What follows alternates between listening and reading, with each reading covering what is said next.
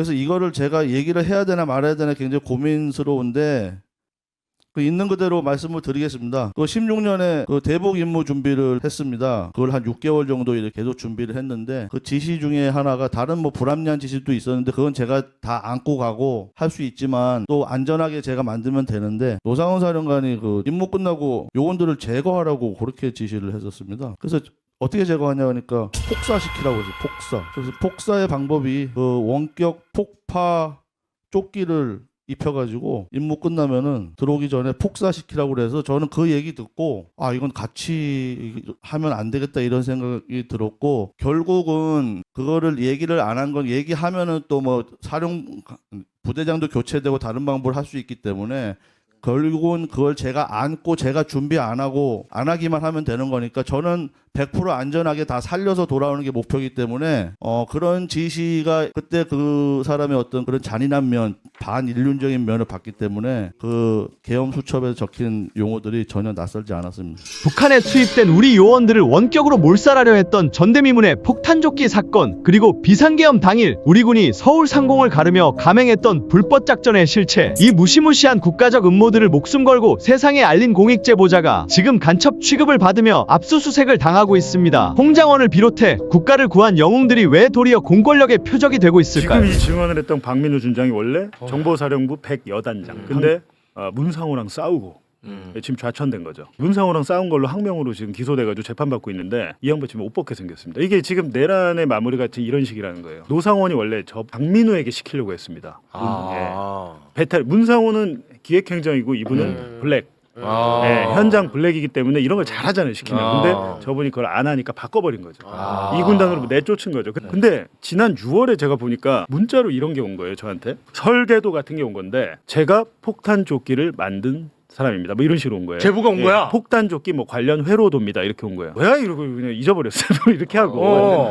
조끼 모양도 아니고. 그러다가 문득 제가 이제 최근에 이 이슈를 생각해 보니까 그때 그게 생각이 난 거예요. 그래서 연락을 드려봤죠. 제가 너무 늦게 연락을 드린 거죠. 조끼인데 이게 그냥 뭐 터지진 않을 거 아니에요. 원래 그거 안 터지겠지. 이게 기폭 장치입니다. 이거는 화약.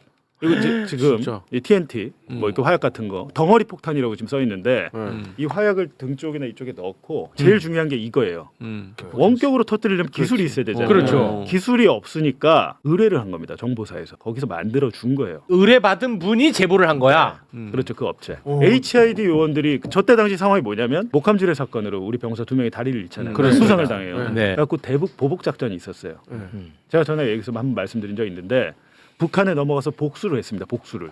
뭐 그건 그럴 수 있잖아요. 우리 입장에서 말도 안 되는 짓을 했으니까. 근데 얼마나 잔인하게 뭘 했는지 그것까지는 제가 파악을 못했는데 그 HID 요원들이 그 작전을 수행하고 우리 저 남한으로 돌아오는 과정에서 죽이려고 했던 거예요.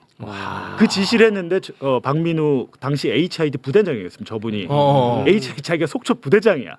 자기한테 그 지시를 하니까 이 새끼 미친 새끼네 이거. 나 못하겠어. 항명을 해버린 거죠. 근데 저 양반이 항명 안 했으면 이건 될 것 같았는 게 알고 보니까 진짜로 노상원이 지시해서 정보사령부가 이 기판을 샀어요. 샀어. 네. 그리고 뭘로 터뜨리냐면 이게 이제 HI 요원들이 들고 다니는 위성 전화입니다. 북한에 가면 전화해야 돼, 연락해야 될 거 아니에요, 본부랑. 위성 전화로 전화가 걸리면 연결이 돼서 이게 작동을 해서 폭탄이 터지는 거예요. 이거 혹시 제작자분 전화 한번 할까요 지금? 아니 괜찮아. 왜 그러냐면. 노상원 수첩 때문에 이분이 엄청 열받으신 거예요. 노상원 수첩의 증거 능력이 지금 문제가 되고 뭐 TV보다 적었다, 허언이다, 뭐 실제로 뭐 실현하려고 한 거 아니에요. 그게 아니고 지금 이걸 보란 얘기예요. 실제로 이거 진짜 위성 전화입니다. 실제 쓰이는 이 기술이 진짜로 구현이 되는 기술이고 정보사령부에서 이걸 이 기판을 납품을 받아가지고 폭파 실험을 했습니다. 실험도 진짜로. 네. 와 미쳤다 진짜. 이게 지금 여기까지가 확인이 되는 거예요. 그렇기 때문에 노상원이 적은 그 수첩은 절대적인 증거가 될 수 있다라는 것을 말씀해주고 싶다. 너무 중요하네. 지금 이 방송 보고 전화 갑니다. 그럼 정치인들한테 저걸 입혀가지고 그러니까 노상원은 정상적인 사람이 아닌 거야. 너무 무서운데. 지금 뭐 질문하실 거 있으시면 잠깐만요. 선생님이 그 실제로 군으로부터 의뢰를 받은 다음에 이걸 제작을 해서 납품까지 이루어진 게 맞나요? 그렇습니다. 제가 이 군과 위성 그다음에 통신 쪽에 오랫동안 하다 보니 이제 군에서는 예를 들어 이제 위성으로 원격으로 폭파할 수가 있겠냐라고 하면은 이게 가능한지 전문가한테 문의를 해봐야 되잖아요. 네. 그러니까 첫 번째는 문의가 온 거죠. 그러면 이제 우리가 그거 가능합니다. 그러면 이제 그 다음 단계는 그러면 요번에는 요렇게 만들어 주세요. 이제 여기까지 다 진행을 해서 네. 완료를 한 거죠. 이 공익 제보자에 대해서 어제 경찰이 압수수색을 했습니다. 무려 경찰 수사관 30명이 이 제보자의 회사와 자택에 수사관들을 보내서 새벽부터 거의 저녁까지 압수수색을 펼쳤다고 합니다. 굉장히 좀 저로서는 좀 납득은 잘 안 되는데 여러분께서도 어떻게 공익 제보자를 그것도 내란 특검에 도움을 줬던 공익 제보자를 압수수색했을까? 우리 국민들, 시민들이 야 어떻게 이런 일이 있을 수 있냐? 이분에 대해서 선처해야 된다, 처벌하면 안 된다라는 여론이 좀 생겼으면 하는 마음입니다. 이 공익 제보자는 지난 12.3 비상계엄 내란 때 우리 특전사랄지 우리 군이 어떻게 움직였는지, 그러니까 사실상 불법적으로 정상적인 군사작전이 아니고 불법 작전을 수행했다는 그 증거들을 국회의원을 통해서 아니면 언론사에 아니면 내란 특검에 제보를 했던 분입니다. 이게 정상적으로 우리가 서울에서 헬기를 아무데나 갈 수가 없습니다. 하늘이 뻥 뚫렸다고 갈 수가 없고 정해진 루트로만 가야 되는데 그날 헬기가 우리 방배동이랄지 우리 주택 밀집 지역에 그냥 막 급하게 날아갔더라고요. 이제 그런 사실들, 그러니까 당시에 군의 출동이 정상적인 군사작전이 아니었다는 내부 자료를 이분이 취득해서 제보를 한 거죠. 언론사에도 하고 특검에도 하고. 그런데 지금 경찰의 그 압수수색 영장을 제가 보니까 마치 이런 군의 서버에 접속해서 그거를 캡처한 것처럼 했지만 그게 아니고 이분이 이제 그 관련한 장비를 납품하고 관리를 하다 보니까 가서 목격을 한 거잖아요. 그 이전부터 그랬던 것도 아니고 12.3 당일에 그 자료만 본인이 숙지를 해서 그거를 재현을 했더라고요. 모두 3개의 국회의원실에 제보를 했습니다. 제보 내용을 확인한 후 자료를 전달했다. 근데 중요한 것은 내란 특검이 그때 누구였죠? 조은석 특검이었잖아요. 이 자료가 너무너무 중요하기 때문에 이 내란 특검의 조은석 특검과 특검보와 전화 통화를 합니다. 근데 기술적인 거니까 딱 이해는 안 됐던 모양이에요. 그렇다 보니까 제보자가 내란 특검에 이 자료를 직접 넘기진 못하고 어떻게 됐냐면 이 국회의원실, 제보자로부터 자료를 받은 국회의원실이 내란 특검에 자료를 전달한 겁니다. 그래서 당시 이 특전사 등 군의 움직임이 정상적인 군사작전이 아니었고 비정상적인 출동이었다라는 입증을 하는 자료를 내란 특검이 확보를 하고 수사에 활용을 해요. 근데 문제는 이제 여기서 생기는 거죠. 내란 특검이 이제 이분의 자료를 받아가지고 어찌됐든 수사를 한 다음에 내란 특검을 마칠 때 이 제보자의 혐의 군사기밀 아니야? 라고 이제 아마 근데 제가 추론하기로는 당시에 군 검사들이 파견이 나가 있었으니까 야 이거 군의 위치나 동선은 군사기밀이야. 근데 이거를 왜 내란 특검이 갖고 있지? 라면서 이 제보자에 대해서 군사기밀보호법 위반 혐의 이걸 통보를 하는데 어디다 주냐면 경찰에다가 줍니다. 그래서 어제 압수수색한 주체가 특검이 아니고 경찰 국가수사본부가 무려 30명의 수사관이 나와서 압수수색을 한 거죠. 법원에서 이 영장을 발부를 해줬는데 영장에 어떤 특이한 점이 있느냐라고 봤을 때 이 압수수색 영장을 제가 이제 그래픽으로 재구성을 해봤어요. 근데 혐의를 보면 군사기밀보호법 위반으로 돼 있잖아요. 정보통신망법 위반 여러 혐의를 적용해가지고 자택과 사무실 등 관련 장소를 했는데 압수할 물건은 우리 군에서 쓰는 위성통신 단말기랄지 뭐 이분이 사용하는 저장장치 PC 문서 파일 등 어마어마한 양을 아주 장시간 동안 압수수색을 했다는 겁니다. 근데 이 제보자가 군용 위성망에 무단 접속을 해서 본인의 이제 장비 유지 보수 권한을 이용해서 군이 쓰는 위성 단말기 군용 정보통신망에 무단 접속을 했다. 근데 무단 접속을 한 게 아닙니다. 이게 압수수색 영장 나올 때 판사는 영장 내용만 보고 영장을 발부를 해주는데 혹시나 이 압수수색 영장에 거짓말이 섞여 있더라도 판사는 이걸 판단할 수가 없어요. 근데 이분이 이제 영장 내용에는 복제를 했다고 돼 있잖아요. 복제를 한 게 아닙니다. 군의 그 위성 통신 장비들은 암호화가 돼 있어가지고 복제가 안 돼요. 그걸 복사하거나 빼내려고 해도 암호화가 돼 있어서 불가능합니다.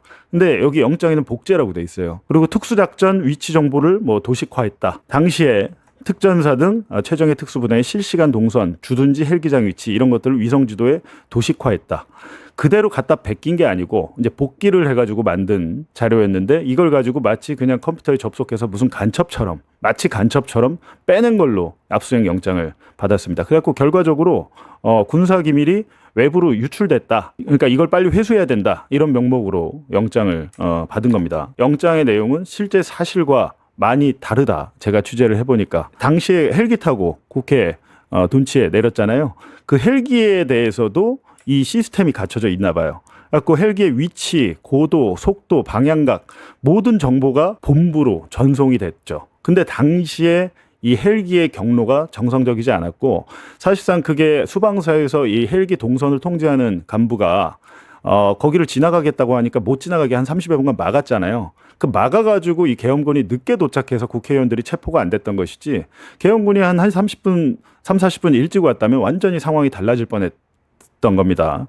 근데 이 헬기가 정상적인 군사작전의 경로를 따르지 않고 정말 이게 국회로 빨리 가기 위해서 가서는 안 될 경로로 불법 무단 경로로 국회에 갔다는 사실이 이 제보자의 자료를 통해서 특검으로 넘어가서 입증이 됐다는 거거든요. 그러니까 지금 여러분께서 조금 전까지 보신 거는 통신 장비의 위치 이런 거 군사 기밀 정보를 빼내 가지고 결과적으로 그게 특검으로 갔다 이렇게 된 거예요.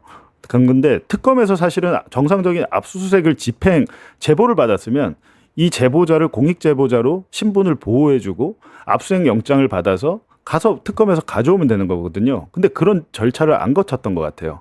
안 거치고 엉뚱하게도 제보자를 범죄자로 만드는 상황이 됐는데 지금 아까 그 통신 장비와 그 부대의 위치 정보뿐만이 아니고 이 노상원 회로도가 이 부분도 사실은 이 공익 제보자가 알려주지 않았으면 예를 들면 노상원 수첩 같은 게 지기현 재판부에서는 노상원 수첩을 증거로 인정하지 않았지만 이진관 재판부에서는 노상원 수첩을 아주 중요한 증거라고 인정을 했어요. 특검이 사실은 제대로 그때 수사를 못했고 지금 종합특검이 또 노상원 수첩을 수사하고 있지만 진척이 잘 안 되잖아요. 근데 제가 그때 말씀드렸지만 노상원이라는 사람은 본인이 정보사령관에 있었을 때 자기 부하를 원격으로 폭사시키려고 했던 놈이야. 따라서 노상원 수첩에 뭐 백령도에서 배를 폭파해서 뭐 체포한 사람들 다 죽이고 이런 것들이 현실에서 일어날 수 있는 일이고 노상원은 진짜 하는 놈이야 라는 것을 방증하는 게 노상원 정보사령관 때 그 폭탄 조끼 그 사건이었잖아요.